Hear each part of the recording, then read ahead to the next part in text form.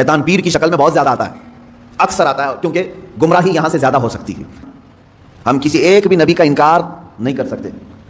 अब आपको मैं बताऊं, कोई अगर मुसलमान ऐसा है वो कहता है मैं मेरे नबी मोहम्मद सल्लल्लाहु ताला अलैहि वसल्लम पर ईमान लाता हूं, लेकिन मुझे ईसा से क्या गरज, माज़अल्लाह रब्बिल आलमीन। अगर कोई कहता है मैं ईसा अलैहि सलाम को नहीं मानता, वो हमारे नबी थे भी नहीं, पिछले ज़माने के नबी थे, मैं तो रसूल पाक को पूरा पूरा मानता हूँ, तो 1,24,000 कमो बेश जितने नबी आए और कुरान पाक में जितने नबियों का और हदीस में जितने नबियों का नाम सराहत के साथ आया, इन पर ईमान लाना तुम्हें ज़रूरी है। एक भी नबी का इनकार करोगे तो वजह क्या, रिजल्ट क्या बनता है मालूम है?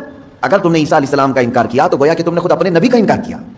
तुम मोहम्मद सल्लल्लाहु अलैहि वसल्लम को नहीं मान रहे, क्योंकि ईसा कौन थे ये हमें बताया मोहम्मद सल्लल्लाहु अलैहि वसल्लम ने। उनकी नबूवत का अगर तुमने इनकार किया तो गोया कि तुमने अपने रसूल का इनकार किया।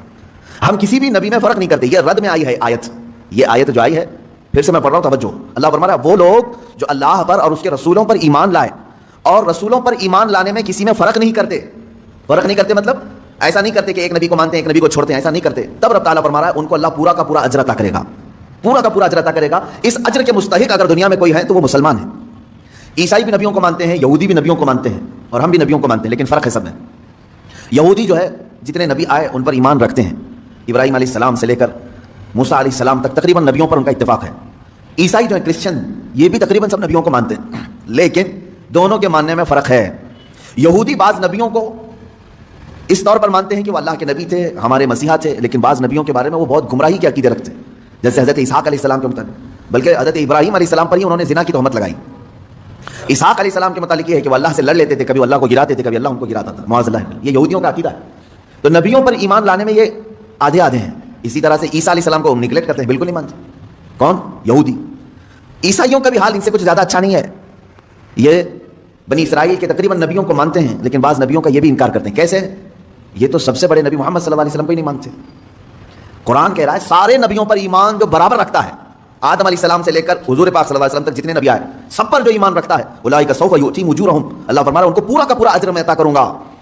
अब मुझे बताओ, यहूदी ईसा अलैहिस्सलाम को नहीं मानते, ईसाई मोहम्मद सल्लल्लाहु अलैहि वसल्लम को नहीं मानते। दुनिया में एक ही कौम ऐसी है जो मुसलमान, वो मूसा अलैहिस्सलाम को भी मानते हैं, ईसा अलैहिस्सलाम को भी, और मोहम्मद सल्लल्लाहु अलैहि वसल्लम को भी। हमारा किसी भी नबी के मुतालिक कोई इख्तिलाफ है? हमने कभी किसी नबी का इनकार किया? हमने आज तक ये नहीं कहा कि मूसा अलैहिस्सलाम यहूदियों के नबी हैं, हमने ये नहीं कहा कि ईसा अलैहिस्सलाम सिर्फ ईसाइयों के नबी हैं, बल्कि हम ये कहते हैं कि 1,24,000 कमोबेश जितने नबी आए वो सब हमारे नबी हैं, सब पर ईमान है हमारा। अब इस बात को समझ करके चलें कि इसमें कभी भी फ़र्क ना करें। ये रद में आई है आयत उन लोगों के जो यहूदी और ईसाई करते हैं। अच्छा, अब यहाँ पर मैं एक बात और भी अर्ज़ करूँ कि यहूदियों की किताबों में भी मौजूद है कि आखिरी ज़माने में एक नबी आएंगे जिन पर नबूवत का खात्मा हो जाएगा। उनकी सिफ़ात भी बयान की गई, उनकी तारीफ में सारी चीज़ें बयान है, यहूदियों की किताब में भी है। ईसाई जिन किताबों को मुक़द्दस मानते हैं उनमें भी है कि एक नबी आने वाला है जिसकी तमाम बशारतें उसमें दी गई हैं। इन दोनों से आप पकड़ करके पूछो वो नबी कहाँ है, कब आएगा, वो नबी कहाँ है? यहूदियों से भी हम पूछते हैं जिस नबी के आने की बशारत तुम्हारी किताबों में है, आखिर वो कौन है, कौन सा नबी है? अगर तुम्हारे एतबार से मोहम्मद सल्लल्लाहु अलैहि वसल्लम है तो फिर ईमान क्यों नहीं लाते? तुम अपनी किताब पर अमल नहीं कर रहे। ईसाइयों से पूछो जिस नबी के आने की बशारत ईसा अलैहिस्सलाम देकर के गए अपनी किताबों में, कौन है वो नबी? अगर मोहम्मद सल्लल्लाहु अलैहि वसल्लम है तो फिर उन पर ईमान क्यों नहीं लाते? और अगर नहीं मानते तुम कि वो बशारत जिनकी दे करके गए थे वो मोहम्मद सल्लल्लाहु अलैहि वसल्लम नहीं है, तो मियाँ 1400 साल से ज़्यादा का 2000 साल का अरसा हो गया, वो नबी अब तक क्यों नहीं आया? यहूदियों से भी हमारा सवाल है, ईसाइयों से भी हमारा सवाल है, इसलिए कि इससे पहले इतना लंबा गैप कभी नहीं आया, 2000 साल हो गए। यहूदी आपसे भी हम पूछते हैं कि तुम्हारी किताबों में जिस नबी के आने की बशारत दी गई है वो कौन है नबी? अगर मोहम्मद सल्लल्लाहु अलैहि वसल्लम है तो ईमान क्यों नहीं लाते, और अगर वो नहीं है तो फिर कौन है, वो कब आएगा? अगर ईसाई भी ये जवाब दें, उनसे भी मेरा यही सवाल है। मेरे अजीज़ों, यहाँ पर यह आयत इसीलिए आई है कि ये बाज़ नबियों को मानते हैं जो इनकी तबीयत में है, और बाज़ का इनकार करते हैं जो इनकी तबीयत में नहीं है। यहाँ से मैं एक नतीजा अख़ज़ करके आप सबसे भी कहना चाहूँगा, कभी भी शरीयत को अपनी तबीयत के मुताबिक ना बनाओ। जो तुम्हें अच्छा लगे वो शरीयत है, और जो कड़वा लगे उसको थूक दो। अक्सर ऐसा होता है। मिसाल के तौर पर मौलाना साहब जब तक आपको बयान कर रहे हैं, आपको बहुत अच्छी लगने लगी तकरीरें हैं। क्या बोलते हैं मौलाना साहब, बहुत अच्छा है। किस बारे में बोल रहे थे? आपको जितने लोगों ने धोखा दिया उनके खिलाफ बोल रहे थे, बहुत अच्छे मौलाना हैं। धोखे के खिलाफ बोलिए आप, बहुत सारे लोग जो है धोखा देते हैं। फिर हमने शराबियों के खिलाफ बोला, बहुत अच्छा बोलते हैं मौलाना, इसलिए कि शराब बंदी होनी चाहिए, हमारे माशरे में बहुत सारे बिगड़े उनको सही करना चाहिए। मौलाना साहब ने एक दिन उन्हीं के बारे में कह दिया कि सूद खाते हो आप, बहुत बुरा मौलाना है। तो गोया कि तुमने शरीयत को अपनी तबीयत के मुताबिक बनाने की कोशिश की। जो तुम्हारे जख्मों पर उंगली रखे तो उसको तुम खराब कहोगे। यहूदियों की यही तबीयत थी और आज भी यही है। यहया अलैहिस्सलाम उनके नबी हैं, बनी इसराइल के नबी हैं। बादशाह बड़ी इज्जत करता था। यहया अलैहिस्सलाम जवान थे, 30 या 33 साल की उम्र के। बादशाह ने एक बार शादी की, चंद दिनों के बाद दूसरी शादी की उसी बीवी की बहन से। 2 बहनों को एक निकाह में जमा कर लिया, यानी 2 बीवियां हैं लेकिन दोनों सगी बहनें हैं। یحییٰ علیہ السلام نے فتویٰ دیا کہ شریعت میں 2 بہنوں کا ایک ساتھ رکھنا حرام ہے. اس نے کہا میں بادشاہ ہوں. حضرت یحییٰ علیہ السلام نے فرمایا اللہ سب سے بڑا بادشاہ ہے, قانون اس کا ہے, تم بندے ہو, سب کے لیے ہے یہ شریعت. اس نے دھمکیاں دیں, کہا کہ آپ غلط کہہ رہے ہیں, میرے خلاف مت کہیں. حضرت یحییٰ علیہ السلام ڈٹے رہے, یہاں تک کہ بادشاہ نے یحییٰ علیہ السلام کا قتل کر دیا. آپ کا سر مبارک الگ کر دیا, جسم الگ کر دیا, کاٹ دیا. کس بنیاد پر؟ اس کے زخم پر انگلی رکھا تھا, برائی پر تنبیہ کی تھی. نبیوں کے ساتھ یہودی یہی کرتے رہے.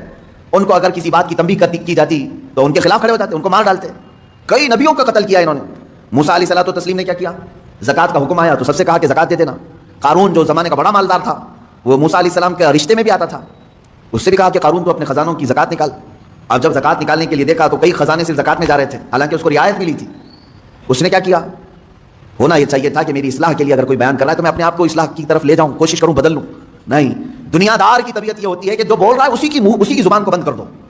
اس نے عورت خریدی, پیسے دے کر کے طوائف کو مجمع میں لے آیا اور کہا کہ میں موسیٰ سے سوال کروں گا زنا کی سزا کیا ہے.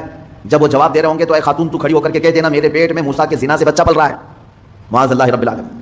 اتنی غلیظ حرکت, اتنی نیچ حرکت قارون نے کی. کس کے خلاف؟ موسیٰ علیہ السلام نے. سکھا کر کے عورت کو مجمع میں لے آیا. عورت بیٹھی ہوئی تھی, اس نے سوال کیا کہ اے موسیٰ علیہ السلام, اللہ کے نبی ہیں آپ, مسئلہ بتائیں کہ اگر کسی شادی شدہ مرد نے کسی عورت سے زنا کیا تو کیا سزا ہے اس کی؟ کہا رجم کیا جائے گا, پتھروں سے ہلاک کیا جائے گا.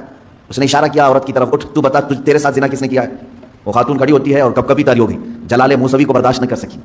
اس نے اگل دیا, کہا قارون مجھے پیسے دے کر کے یہاں لایا ہے, پیسے دے کر کے یہاں لایا ہے. اتنا کہنا تھا, موسیٰ علیہ السلام کو جلا لایا. آپ نے کہا زمین پھٹ جا اور قارون کو اس کے خزانوں سمیت نکل جا. دھسا دیا گیا. وہ تو اللہ کا عذاب تھا اس کے اوپر. میں یہاں پوچھنا چاہتا ہوں موسیٰ علیہ السلام کے ساتھ اتنی گری ہوئی حرکت قارون نے کیوں کی؟ اس لیے کہ نبی نے برائی پر انگلی رکھی, اسے صرف اچھائی کی تنبیہ کی. عزیزان گرامی وقار, یہ طبیعت کبھی اپنی نہ بنانا کہ اگر برائیوں کے خلاف کوئی تمہیں بیان کرے یا نصیحت کرے تو اس کے پیچھے مت پڑ جانا, اس کے پیچھے مت پڑ جاؤ. کوشش یہ کرو کہ وہ برائی ہم سے نکل جائے. آپ زندگی میں کبھی ایسا کرتے ہو, ڈاکٹر نے علاج کے دوران یہ کہہ دیا کہ پیٹ میں السر ہے, تو ڈاکٹر کے پیچھے پڑ جاؤ کہ اس کا پیٹ پھاڑ کر کے رکھوں گا میں, مجھے کہا کیسے اس نے السر ہے؟ نہیں, تمہیں معلوم ہے عقل ہے اتنی, ڈاکٹر میری بیماری کو بول رہا ہے, ہو سکتا ہے اندر. اگر ڈاکٹر نے کبھی کہہ دیا تمہیں آپ کو ہارٹ کا پرابلم ہے, بلاکیج ہے, دوڑے دوڑے بھاگتے ہو, کیا علاج کروں ڈاکٹر صاحب بتائیں تو صحیح. کوئی ایک بندہ مجھے بتائیں جو بدلے میں یوں کہتے ڈاکٹر تیری ہر نس کو میں پھاڑ دوں گا, تو نے بولا کیسے مجھے میرے بلاکیج ہے؟ نہیں, وہ جب تمہیں کہہ رہا ہے تمہارے اندر بیماری ہے تو تم مان لیتے ہو, ایکسیپٹ کرتے ہو. یہی بات ایک عالم دین اور ایک خطیب شرع سے بھی تمہیں اسی طرح کا سلوک رکھنا چاہیے کہ اگر موجودہ خرابیوں اور برائیوں پر وہ تنبیہ کرے, کوشش یہ کریں کہ ان برائیوں کو اپنے اندر سے نکالیں, نہ یہ کہ اس کے پیچھے پڑ جائیں. ہمارے بعض علماء نے یہ کہا تھا کہ قوم کا حال یہ ہے کہ پتہ نہیں وہ نیت کرتے ہیں امام کے پیچھے, کیا کہہ کر کے نیت کرتے ہیں معلوم نہیں. نماز میں عشاء کی 4 رکعت فرض نماز واسطے اللہ کے, پیچھے اس امام کے. تو اب یہ سمجھ میں نہیں آتا پیچھے اس امام کے مطلب کیا ہے, یعنی صرف نماز میں پیچھے ہے یا پھر پوری زندگی اس کے پیچھے پڑنا ہے؟ میرے عزیزو, داعیان دین اور داعیان حق کے ساتھ انصاف کا معاملہ ہو, یہ میں اپنے لیے نہیں کہہ رہا ہوں, میرے پیچھے پورے پڑ جاؤ, کوئی معاملہ نہیں. لیکن جو رسول کریم صلی اللہ تعالیٰ علیہ وسلم کی شریعت طاہرہ اور دین حق کو لے کر تمہارے درمیان آئے, ان کے ساتھ وہی سلوک کرو جو آپ کے جسمانی مرض کے لیے ڈاکٹر کے ساتھ آپ سلوک کرتے ہو. انبیاء اکرام علیہ السلام کے ساتھ یہودیوں نے جو سلوک کیا, وہ سلوک آپ نائبان رسول کے ساتھ نہ کریں. یہودیوں کو جو باتیں اچھی لگتی تھی وہ لے لیتے تھے, اور جو ناپسند ہوتی تو نبیوں کا ہی قتل کر دیتے تھے. ایک دو نہیں, ہزاروں نبی, 10,000 نبیوں کا قتل کیا انہوں نے, تقریباً 10,000 نبیوں کا. قرآن میں کئی جگہ پر آیا تھا وَيَقْتُلُونَ النَّبِيِّينَ بِغَيْرِ حَقٍّ, یہ ناحق نبیوں کا قتل کرتے تھے. نبیوں کا کام یہ اتنا ہی ہوتا کہ ان کی برائیاں بتا دیتے تھے, یہ غلط ہے. تو یہاں آج امت کو بھی میرا یہی پیغام ہوگا کہ اگر تمہاری برائیاں کوئی بتائے تو یہودیوں کی طرح ان کے جان کے پیچھے نہ پڑ جاؤ, بلکہ ان برائیوں کے خاتمے کے لیے مل بیٹھ کر کے لائے عمل تیار کریں. اب آگے کی آیت میں پڑھتا ہوں, اللہ تعالیٰ فرماتا ہے اے رسول, یہ اہل کتاب آپ سے کہیں گے, آپ سے سوال کرتے ہیں کس چیز کا؟ ان تنزل علیہم کتابا من السماء, کہ آسمان سے ہم پر کوئی کتاب اتار کر کے دکھاؤ, آسمان سے ہم پر کوئی کتاب اتار کر کے دکھاؤ. اللہ تعالیٰ فرما رہا ہے ایسا ہوا بھی تھا. حضور صلی اللہ تعالیٰ علیہ وسلم کے پاس یہودیوں اور عیسائیوں کی جماعتیں آئی اور کہنے لگے ہمارے سامنے اترنا چاہیے کتاب, آپ پر آ رہی ہے وہی. اچھا وہی کیسے آتی تھی یہ بھی میں بتاؤں, یہ قرآن کی جو آیتیں آتی تھیں کس انداز سے.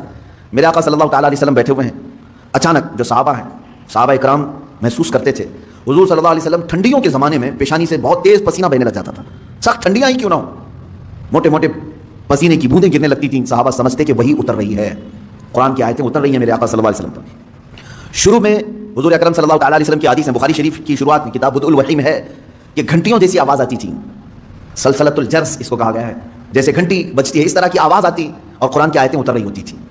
کبھی جبرائیل امین علیہ السلام انسان کی شکل میں آ کر کے بیان کر کے چلے گئے. ایک صحابی حضرت دحیہ کلبی رضی اللہ عنہ, اکثر حضرت جبرائیل امین ان کی شکل میں بارگاہ رسول میں آتے تھے، کبھی ظاہری شکل میں آتے، کبھی کسی کو نظر نہیں آتے اور اتار رہے ہوتے، قلب مصطفیٰ صلی اللہ علیہ وسلم پر آیتیں اتاری جا رہی ہوتی تھی۔ اب یہ وہی اترنے کا انداز معلوم تو ہوتا، لیکن اترتا ہوا کوئی دیکھتا نہیں سوائے رسول پاک صلی اللہ علیہ وسلم کے۔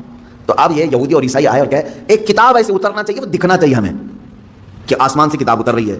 تو اللہ تعالیٰ نے فرمایا اے رسول یہ آپ سے سوال کر رہے ہیں کہ آسمان سے کوئی کتاب اتار کر کے دکھائیں؟ یہی وہ لوگ ہیں جو آپ سے پہلے اس سے بھی بڑا سوال موسیٰ علیہ السلام سے کر چکے ہیں، اس سے بھی بڑا سوال کیے تھے موسیٰ علیہ السلام۔ کیا کیے تھے؟ وہ پہلے پارے میں بھی آیتیں گزر چکی، یہاں پر بھی ہے فقد سألوا موسیٰ اکبر من ذلک، تو یہ تو موسیٰ علیہ السلام سے اس سے بھی بڑا سوال کر چکے، کیا فقالوا ارنا اللہ جہرۃ، انہوں نے کہا تھا موسیٰ علیہ السلام سے، یہ یہودیوں نے، اچھا آپ اللہ اللہ کہہ رہے ہیں بہت، ہم اللہ کو سامنے دیکھنا چاہتے ہیں، دیکھ کر کے ایمان لائیں گے۔ لن نؤمن حتى نرى الله جهرة، قرآن میں ہے، وہ ضد کر کے بیٹھے ہم اس وقت تک ایمان نہیں لائیں گے جب تک اللہ ہم کو دکھے گا نہیں۔ میرے عزیزو یہ بڑا سوال موسیٰ علیہ السلام سے کیا تھا انہوں نے، موسیٰ علیہ السلام سے، تو ہوا کیا ان کے ساتھ؟ اللہ فرماتا فأخذتهم الصاعقة بظلمهم، اس طرح کا سوال کرنے پر اچانک ایک بجلی چمکی اور اللہ تبارک و تعالیٰ نے ان پر آسمان کو نیچے کر دیا، اتنا کہ اب گرے گا تب گرے گا، خوف کے مارے وہ پورے دہل گئے۔ سوال کیا کیا تھا؟ ہم ایمان نہیں لائیں گے جب تک اللہ ہم کو سامنے نہیں دکھے گا۔ تو اللہ تعالیٰ نے بجلیاں بھیجی، کڑک بھیجی، بہت خطرناک قسم کی کڑک، بجلی کی چمک، اور آسمان نیچے پھٹ کر کے آ گیا، سروں پر آ گیا، اللہ نے روک لیا۔ اب پھر وہ ایسی ضدی قوم تھی، ان کو اوپر سے آسمان یہاں لا کر کے کھڑا کیا گیا، اب بولو ایمان لاتے ہو یا کیا ہے؟ تو قرآن کی آیت ہے لن نؤمن حتى نرى الله جهرة فأخذتكم الصاعقة بظلمهم، تو ان کے بجلی نے کڑک لیا، یہ کڑک آ کر کے انہیں گھیر لی، تو پھر کہنے لگے نہیں ہم ایمان لاتے ہیں موسیٰ کے رب پر، ہے اللہ کوئی ہے، اب ضرورت نہیں ہے دیکھنے کی۔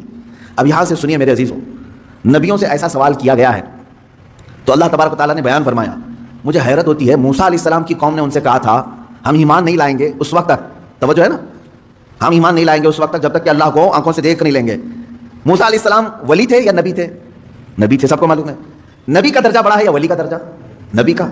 نبی کو معجزہ بھی ملا ہے، طاقت بھی ملی ہے، اور ان کی شان محبوبی بھی ہے، اللہ ان کی باتوں کو رد نہیں کرتا۔ موسیٰ علیہ السلام سے جب ان کی قوم نے سوال کیا تو دکھوا دینا چاہیے تھا نا، ٹھیک ہے چلو میں اللہ دکھا دیتا ہوں تم ایمان لے آؤ، نہیں دکھائے۔ موسیٰ علیہ السلام اپنی قوم کو اللہ نہیں دکھوائے، وجہ یہ ہے کہ وہ خود بھی نہیں دیکھے، وہ خود بھی انہوں نے نہیں دیکھا تھا۔ اب میں آپ سے یہ کہنا چاہتا ہوں اتنے سالوں گزر جانے کے بعد للو پچھو پیر صاحب آئے اور وہ مریدوں سے کہتے ہیں ہم اس وقت تک تمہیں بیعت میں نہیں شامل کریں گے جب تک اللہ تمہیں دکھا نہیں دیں گے۔ مرید بھی گھومتے ہوئے کہہ رہا ہے کہ ہمارے پیر صاحب تو اللہ دکھاتے ہیں پھر بیعت کرتے ہیں۔ کون سا پیر ہے وہ جو اتوار کے بعد آتا ہے یا منگل سے پہلے آتا ہے، یا پھر مرشد جسے کہا جاتا ہے ہدایت دینے والا؟ عزیزان گرامی قرآن پڑھو، اس طرح کی ایسی باتیں نہ مارو، ہواؤں میں نہ پھینکو۔ وہ مریدین بھی ویسی ہیں، پیر بھی ویسا ہی ہے، اس نے کیا دکھایا انہوں نے کیا دیکھا پتہ ہی نہیں ان کو۔ میں نے سنا ہے کہ کوئی پیر صاحب ہے وہ بھیجے میں اللہ دکھاتے ہیں، بکرا کاٹتے ہیں، بکرے کا سر پھوڑ کر کے اس کا بھیجا نکال کر کے اس میں رکھتے ہیں، واللہ عالم یہ بھیجے کا تصور کہاں سے آیا یہ بھی نہیں معلوم کہ میاں جب دکھانا ہی ہے تو بھیجے میں کیوں، انڈے میں کیوں نہیں دکھتا، گردے کلیجے میں کیوں نہیں دکھواتے؟ میرے خیال سے ایسا ہو سکتا ہے کہ پیر صاحب کو بھیجا پسند ہوگا، جتنے مرید دیکھیں گے اتنے بھیجے آئیں گے۔ کیا تماشا ہے، دین کو تماشا بنا کر رکھا ہے۔ اے غیور مسلمانوں اپنی عقل کا استعمال کرو۔ یا قرآن تو یہ کہہ رہا ہے کہ موسیٰ علیہ السلام سے ان کی قوم نے کہا تھا، ایک جگہ نہیں یہ آیت دو جگہ آئی ہے، دو جگہ پڑھ کر کے دیکھ لو، ان کی قوم نے کہا تھا ہم جب تک اللہ کو نہیں دیکھ لیں گے جب تک آپ پر ایمان نہیں لے آئیں گے۔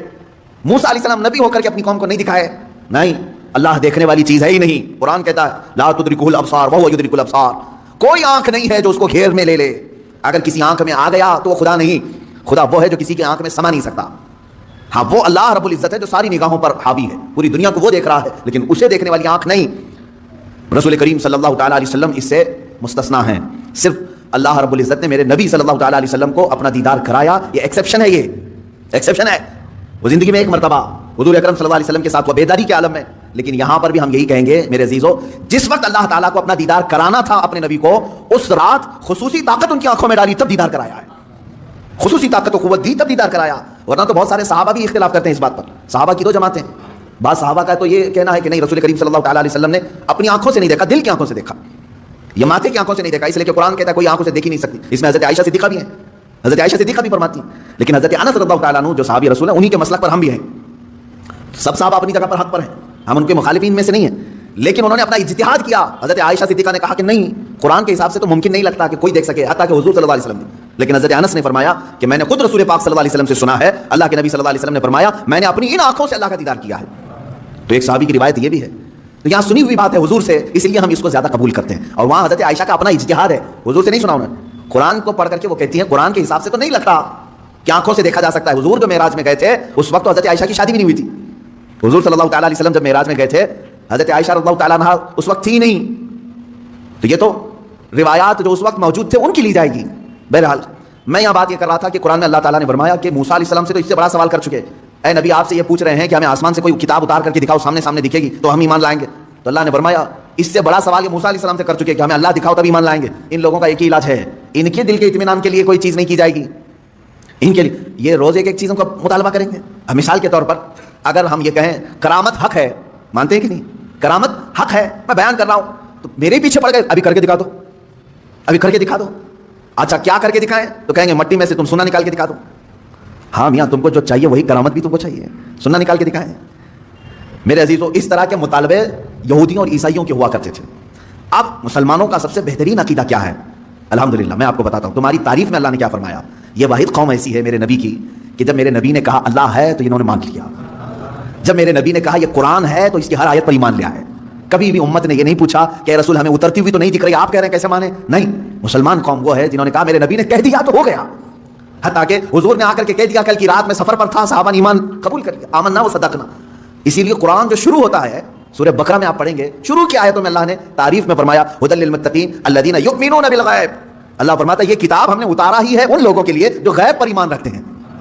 یہ کتاب ہدایت ہے ان لوگوں کے لیے جو غیب پر ایمان رکھتے ہیں. آج تک مجھے بتاؤ برسوں سے آپ نماز پڑھنے کے لیے آ رہے ہیں, مسجد میں آ رہے ہیں, کبھی آپ نے امام صاحب سے جا کر کے پکڑ کے پوچھا کہ امام صاحب آپ اللہ اکبر کہہ کر کے جھکاتے ہیں سجدے میں, کبھی یہ تو بتاؤ ہے کہاں اللہ, دکھتا کیوں نہیں ہے مسجد میں؟ کبھی پوچھا آپ نے؟ نہیں, یہ مسلمان کی شان ہے. ہر مسلمان کے دل میں اللہ رب العزت کی محبت بسی ہوئی ہے, اسے معلوم ہے ایک ذات ہے, میری دیکھنے کی اوقات نہیں. جب وہ وقت آئے گا مولا حجابات ہٹائے گا اور اپنا دیدار کرائے گا. کیونکہ جنت میں جانے کے بعد مسلمان کو سب سے بڑا انعام کیا دیا جائے گا؟ سیب, انار, انگور, حوریں, غلمان, نہریں. سب سے بڑا انعام مسلمان کے لیے ہوگا کہ اسے سارے حجابات ہٹا کر کے اللہ کا دیدار کرایا جائے گا. اس سے بڑا انعام کچھ ہوگا؟ پوری زندگی جس کے لیے وہ عبادت کرتا رہا وہ رحمان اسے دکھایا جائے گا. بلکہ قرآن کہتا ہے وجوہ یومئذ ناظرہ الی ربہا ناظرہ. اس دن کچھ چہرے ایسے چمک رہے ہوں گے, دمک رہے ہوں گے. یہ سورہ قیامہ کی آیت ہے. کچھ چہرے چمک رہے ہوں گے, دمک رہے ہوں گے. کیوں مولا؟ الی ربہا ناظرہ, اس لیے کہ وہ اپنے رب کے پاس رب کو دیکھ رہے ہوں گے, اس لیے کہ براہ راست اپنے رب کا دیدار کر رہے ہوں گے. ادھر رب کو دیکھ رہے ہوں گے اور چہرے چمک رہے ہوں. وہ وقت آئے گا جب تمہیں دیدار کرایا جائے گا. لیکن دنیا میں اس طرح کا مطالبہ کرنا بیجا ہے, نہیں کرنا چاہیے. اللہ رب العزت نے جس چیز کو منع کر دیا اس چیز کا سوال نہیں ہوگا. کیونکہ موسیٰ علیہ السلام کو جب اللہ نے کہہ دیا لن ترانی, تم مجھے نہیں دیکھ سکتے, تو یہاں کون سا مرید 30 مار کھائے جو موسیٰ علیہ السلام سے اوپر بننے کی کوشش کرتا ہوں؟ ان سے بھی بڑا ہے کوئی جو اپنے پیر صاحب سے جا کر کے کہے کہ آپ مجھے اللہ دکھوائیے, اس کے بعد بیعت کرتا ہوں. ارے موسیٰ علیہ السلام کو کوئی دور پر نہیں دکھایا اللہ نے, اور تمہیں جھوپڑ پٹی میں دکھائے. یہ گمراہیاں جو ہمارے ہاں گھر کر رہی ہیں, اس کا علاج کرنے کی ضرورت ہے. میں اتنا سخت ان لوگوں کے خلاف اس لیے بولتا ہوں میرے عزیزوں, مجھے جہاں تک میرا دل کہتا ہے اس طرح کے جو تصوف کے بہانے سے ہماری جماعتوں میں آئے ہیں ان کا دور دور سے اسلام سے کوئی تعلق نہیں. یہ شیطان ہے جو انسان کے لباس میں ہمارے درمیان آتے ہیں. اس کو پہچانو. شیطان پیر کی شکل میں بہت زیادہ آتا ہے, اکثر آتا ہے, کیونکہ گمراہی یہاں سے زیادہ ہو سکتی ہے. اسی لیے اعلیٰ حضرت رضی اللہ تعالیٰ عنہ نے شرطیں لکھ کر کے رکھی ہیں کہ کس سے بیعت کرو گے, کس سے نہیں کرو, کیونکہ سب سے زیادہ یہاں گرنے کے چانسز یہاں ہیں. یہاں اندھا دھند یقین کیا جاتا ہے پیر کی بات پر, ایسے آنکھ بند کر کے یقین کرنے کا رواج ہے ہمارے درمیان. اس لیے شیطان اس چور راستے سے اندر آتا ہے. یہ سارے مریدین آمنا صدقنا کہیں گے. میرے عزیزوں یہ بات میں اپنے لیے بھی کہتا ہوں, آج اگر مجھ سے بھی کوئی بیعت ہے, میرے ہر اس مرید سے بھی میں یہ کہوں گا اس وقت تک تمہاری بیعت قائم ہے جب تک میں شریعت پر قائم ہوں. جب تک میں شریعت پر قائم ہوں اس وقت تک تمہاری بیعت قائم ہے. اگر مجھے شریعت سے ذرا برابر ہٹا دیکھا میری بیعت توڑ دو, بلکہ خود ٹوٹ جائے گی, خود ٹوٹ جائے گی. میں پیر ہی نہیں ہوں, میں پیر ہوں, پیر نہیں کہلاؤں گا, پیر. یہ بات اس لیے عرض کر رہا ہوں کہ شریعت کے ترازو میں ہر ایک کو تولو. میں دوسروں کے متعلق نہیں کہہ رہا, مجھے خود تولو. جو مجھے سے بیعت ہوا ہے اس مرید سے بھی میں کہوں گا کہ شریعت کے دائرے, یہ نہیں کہ میرے پیر نے کہہ دیا آنکھ بند کر کے, جیسے آج کے لٹھو مرید ہیں کچھ, پیر صاحب نے کہہ دیا نہیں ہونا, یہ نہیں. پہلے پرکھو اس کو کہ پیر نے اگر حکم دیا ہے تو رسول پاک کی شریعت کے مطابق دیا کہ نہیں دیا. مفتی اعظم ہند رضی اللہ تعالیٰ عنہ اپنے ایک مرید کو ٹکٹ لانے کے لیے بھیجے اور وہ ظہر کی نماز قضا کر گیا. عصر کے ٹائم پر پہنچا تو سب سے پہلے مرید سے یہ پوچھا کہ ظہر پڑھی تھی کہ نہیں پڑھی تھی, ظہر تھی یا جمعہ کی تھی. اس نے کہا لائن میں لگا تھا, چھوڑ کے جاتا تو پھر لائن ٹوٹ جاتی اور ٹکٹ بھی نہیں ملتا, آپ کا چھوٹ گئی. تو آپ نے جلال کا اظہار کیا, ٹکٹ پھینک دیا. یہ پیر و مرشد ہے. اور مرید سے یہ کہا تو نے اتنا بڑا گناہ کیا کہ میری فرما برداری کرنے کی غرض سے اللہ کی نافرمانی کر گیا. یہ ہوتا ہے پیر. ہمیشہ یہ یاد رکھنا کہ پیر کی حکم بجاوری کے غرض سے کہیں ایسا نہ ہو جائے کہ اللہ کی نافرمانی ہو جائے. نمبر 1 سب سے پہلا ہمیں جو پرائیورٹی دینی ہے وہ رب ذوالجلال کی ذات ہے. حتیٰ کہ میں نے ایک روایت یہ بھی سنی, بڑے بزرگ عالم دین ہیں میرے والد گرامی, خود سرکار مفتی اعظم ہند سے بیعت فرماتے ہیں. ایک بار آپ تشریف لائے تھے ایک مدرسے میں, نماز پڑھ رہے تھے, ظہر کی, گرمیوں کے دن تھے. علامہ صاحب نے بھی اس کو بیان کیا ہے. فرماتے ہیں کہ پیچھے وہ پنکھا لے کر کے چل رہے تھے, گرمی ہو رہی ہے, نماز پڑھ رہے تھے. مفتی اعظم ہند رحمۃ اللہ تعالی، میں سچے پیروں کی بات کر رہا ہوں میرے عزیزوں. سلام پھیر کر کے اس کا پنکھا کھینچا اور پھینک دیا اور کہا کیا کر رہے ہو؟ کہا حضور گرمی سے پسینے میں آپ شرابور ہیں. میں ہوا کر رہا تھا. تو آپ نے کیا فرمایا جانتے ہیں؟ کہتے ہیں میں خود اللہ کی عبادت میں تھا. اللہ بادشاہ اعظم ہے اور اس کی عبادت کرنے کے وقت بندہ غلام ہے. کیا یہ کسی غلام کے لیے لائق ہو سکتا ہے کہ غلام کی بھی خدمت کی جا رہی ہو؟ جب وہ بادشاہ کی عبادت میں لگا ہو تو غلام کی خدمت ہونی چاہیے. یہ فرسٹ پرائیورٹی اللہ رب العزت کی ذات کو دینے کا تصور ہم نے سچے پیروں سے سیکھا ہے. یہ نہیں کہ نماز چھوڑو پیر کی عبادت میں لگا ہے سب جنت دلا دے گا. کہاں کی جنت دلائے گا؟ کون سی جنت دلائے گا؟ بہت سارے پیروں نے اپنے مریدوں کی نمازوں کو برباد کر رکھا ہے. کہا نہیں تمہیں کیا ضرورت ہے، میں سب بخشوا دوں گا، سب بخشوا دوں گا. جو پیر ایسا کہتا ہے اسے قبرستان لے کر کے جاؤ، جو بھی مرید مرے اس کے ساتھ دفن کرو، اسے بٹھاؤ اس کے ساتھ. منکر نکیر آنے والے پیر صاحب بیٹھو یہاں پر، جب تک پورا حل نہیں ہوگا اٹھ کر کے نہیں جانا. دیکھتے ہیں تمہیں یہ قبرستان تک نہیں جا سکیں گے. حشر کے معاملات بہت سخت ہیں. جہاں نوح علیہ السلام ڈر رہے ہیں، موسیٰ علیہ السلام ڈر رہے ہیں قیامت کے دن، پیر صاحب کہتے ہیں میں بخشوا دوں گا. انبیاء کرام کا حال یہ ہے. حضرت موسیٰ علیہ السلام کے متعلق روایت ہے حدیث پاک میں، پوری قوم ان کے پاس جائے گی اور کہے گی سفارش کریں، تو کیا کہتے ہیں جانتے ہیں؟ اے لوگوں، دنیا میں مجھ سے ایک عمل ہو گیا تھا، ایک فرعونی کو میں نے گھونسا مارا تھا، وہ مر گیا تھا. قرآن میں اس کا ذکر ہے. ایک فرعونی وہ لڑ رہا تھا کس کے ساتھ؟ موسیٰ علیہ السلام کے خاندان والے ایک آدمی کے ساتھ. تو ان کے خاندان والے آدمی نے مدد کے لیے پکارا، آپ گئے، اس کو گھونسا مار دیا، وہ مر گیا. دوسرے دن پتا چلا کہ ان کے خاندان والا جو آدمی تھا وہ خود غلطی پر تھا، وہ آدمی نہیں جس کو موسیٰ علیہ السلام نے مارا وہ غلطی پہ نہیں تھا، یہی غلطی پر تھا، اسی نے مدد کے لیے بلایا، اسی نے مروا دیا. موسیٰ علیہ السلام کو اس عمل پر بڑی پشیمانی ہوئی اور قرآن پاک میں اس کا ذکر ہے.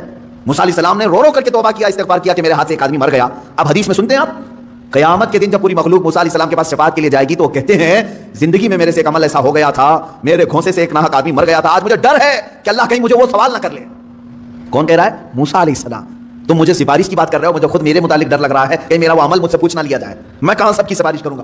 اور یہاں صبح سے شام تک عورتوں کی بھیڑ میں بیٹھا ہوا پیر وہ کہتا ہے میں سب کی بخشش کروا دوں گا. عورتوں ہاں مرید کرنا جائز ہے عورتوں کے لیے، لیکن مصافحہ، بدن دبانا، مالش کروانا، یہ چیز ہرگز ہرگز شریعت کی اجازت نہیں دی جاتی. ایسے سارے لوگوں کی میں تردید کرتا رہوں گا اس لیے کہ اپنی قوم پہچانے. تم اپنے جسم کے علاج کے لیے جو ڈاکٹر ڈھونڈتے ہو، اچھے سے اچھا ڈاکٹر ڈھونڈتے ہو، MBBS چاہیے، MD چاہیے، اور اپنے روح کے علاج کے لیے جھولا چھاپ جس کی کوئی شریعت میں علم بھی نہیں، ایسے پیر کو ڈھونڈ لیتے ہو جو تمہاری طبیعت اور تمہارے روح کا علاج کرے گا. وہ کیا علاج کرے گا؟ وہ خود بیمار آدمی ہے بیچارہ، روحانی بیمار ہے. ہاں جو روح کا بادشاہ ہوتا ہے تم اس کو دیکھو گے کہ وہ نمازوں کے لیے دوڑ رہا ہوتا ہے، اپنے مریدین سے کہتا ہے تنبیہ کے ساتھ کچھ بھی چھوٹے لیکن اللہ کی عبادت تم سے نہ چھوٹے. وہ پیر صحیح ہے جو تمہیں رب تعالیٰ تک جوڑ دے، یہ نہیں کہ تمہیں اپنی دکان تک جوڑ دے. یہاں پر سب آتا رہے، سب تم چلتے رہو، سب ٹینشن فری ہو کر کے جیو. کچھ مرید ایسے بھی ہیں وہ سوچتے ہیں پیر صاحب کے پاس ہم نذرانہ ہدیہ بھیجتے رہیں گے تو ہمارے لیے دعائیں بھی کرتے رہیں گے، ان کا سایہ بنا رہے گا اور ہمارا سب چلتا رہے گا، کچھ بھی بلا نہیں آئے گی، مصیبت نہیں آئے گی. یہ سب جاہلوں کے پیدا کیے ہوئے معاملات ہیں میرے عزیزوں، جاہلوں کے ہیں. صحابہ کرام سے بڑھ کر کے مرید کون تھا؟ میرے آقا صلی اللہ علیہ وسلم سے بڑھ کر کے پیر کون تھا؟ اس کے باوجود رسول کریم صلی اللہ تعالیٰ علیہ وسلم سے صحابہ کرام کے اتنے گہرے تعلق کے باوجود مجھے بتائیں کبھی کسی صحابی کو حضور نے کہا ہو چھوڑ دو نمازیں میں ہوں نا؟ کسی سے کہا ہو؟ عام صحابہ کی تو بات تو چھوڑیں، حضور نے خود سیدہ کائنات فاطمہ تو زہرا رضی اللہ تعالیٰ عنہ سے کہتے ہیں اے فاطمہ کیا کہتے ہیں؟ اعملی لا اغنی عنکی شیئا، تو اپنے عمل میں پوری ہو، سارے عمل پوری کرتے رہنا، یہ مت سوچ کر کے بیٹھنا کہ میں تیرے لیے سب کچھ کر دوں گا، میں تیرے لیے سب کچھ کر دوں گا، یہ سوچ کر کے عمل سے دور نہیں ہونا. حضرت فاطمہ کو جب حضور یہ کہہ رہے ہیں تو کون سا پیر ہے جو اپنے مریدوں کو نماز کی چھٹی دے رہا ہے؟ آؤ سب قوالی میں بیٹھو، نماز معاف ہو جائے گی. آؤ یہاں گانے باجے بھنگڑے لگتے رہے، تمہاری نمازیں جاتی رہیں. معاذ اللہ رب العالمین ان شیاطین الانس کو سمجھیں جو انسانوں کے شیطان ہیں، انسانوں میں سے آئے ہوئے شیطان ہیں جو در حقیقت اس راستے سے اللہ سے بندوں کو دور کر رہے ہیں. بات میری یہاں چلی تھی کہ یہودیوں اور عیسائیوں کے معاملات کہ یہ نبیوں سے ایسی چیز کا سوال کرتے تھے کہ ہمیں اللہ دکھائیں، سامنے دکھائیں تب ہم ایمان لائیں گے. اس کے رد میں نے پیروں کو لیا، باقی میری بات دور تک چلی گئی. ایسا مطالبہ کبھی اپنے پیر سے بھی نہ کرو کیونکہ یہ جائز نہیں ہے، یہ جائز نہیں ہے. آپ کبھی یہ مطالبہ نہ کرو اپنے پیر سے کہ ہمیں ابھی جنت دکھاؤ کیسے دکھ رہی ہے، دوزخ دکھاؤ کیسے دکھ رہی ہے، تب میں آپ کا مرید ہوتا ہوں. ان کے بس اور اختیار میں یہ سب چیزیں نہیں دی گئی ہیں. موسیٰ علیہ السلام کو اللہ تعالیٰ نے یہ چیز نہیں دی تو پھر کسی اور پیر کو کیوں دے گا؟ یہ تمام چیزوں کا مطالبہ نہیں ہونا چاہیے. اس کا سیدھا سا جواب ہے، اگر ہمارے پاس کوئی آتا ہے تو ہمارے ایک بزرگ عالم دین ہیں، انہوں نے بیان کیا تھا، ایک صاحب آئے اور علاج کے لیے مولوی صاحب یا عامل صاحب یا یہی پیر صاحب چندہ چھاپ پیر صاحب ان کے پاس آئے اور کہا کہ حضرت فلاں فلاں چیز ہے، علاج ہونی چاہیے، آپ بتائیں کیا خرچہ آتا ہے؟ تو بہت سارے لوگ یہ عرسوں کے یا بزرگوں کے ناموں کی عدد کے اعتبار سے بہت زیادہ خیال کرتے ہیں، جیسے 11ویں کے 11 روپے رکھ دو، 12ویں کے 12 روپے رکھ دو یا 1200 رکھ دو. یہ بزرگوں کے عرسوں کے دن وغیرہ کو لے کر کے یا ان کی تعداد کو لے کر کے تھوڑا سا بہت سارے عوام میں رواج ہے. پیر صاحب نے اس کو کیا کہا کہ تیرا علاج ہو جائے گا، 1,24,000 نبیوں کے نام کے حساب سے نذرانہ رکھ. 1,24,000 نبیوں کے نام پر نذرانہ رکھ، تیرا علاج ہو جائے گا، ڈرنے کی ضرورت نہیں. اگر تمہارے ساتھ بھی ایسا ہو اتنا بڑا نذرانہ، تو پیر بھی جو ہے ڈیجیٹل پیر ہے، مرید ہے اس زمانے کا. تو اس نے کہا بالکل حضور، آپ ایک ایک نبی کا نام پڑھتے جائیں، میں 1-1 روپے ڈالتا جاؤں گا. کہاں سے پڑھیں گے پیر صاحب؟ کیونکہ نہ قرآن میں ان کے پورے نام آئے ہیں، نہ حدیث میں پورے نام آئے ہیں. صرف حضور نے بتایا ہے کہ 1,24,000 نبی آئے تھے. تو پیر صاحب نے کہہ دیا 1,24,000 نبیوں کے نام پر نذرانہ رکھ دے، 1,24,000 روپے تیرا علاج ہو جائے گا. مرید نے بھی کہا کہ حضور ٹھیک ہے، ایک ایک نبی کا آپ نام بولتے جائیں، میں ڈالتے جاؤں. زیادہ سے زیادہ وہ پیر صاحب 12 یا 13 نبیوں تک پہنچ سکے، اتنے نام یاد تھے، 12 روپے ملے اور کیا ملے گا. عزیزان گرامی وقار، اس طرح کے مطالبے بھی کسی پیر سے نہ ہوں، اور اس طرح کے سوالات جو یہودی کرتے تھے.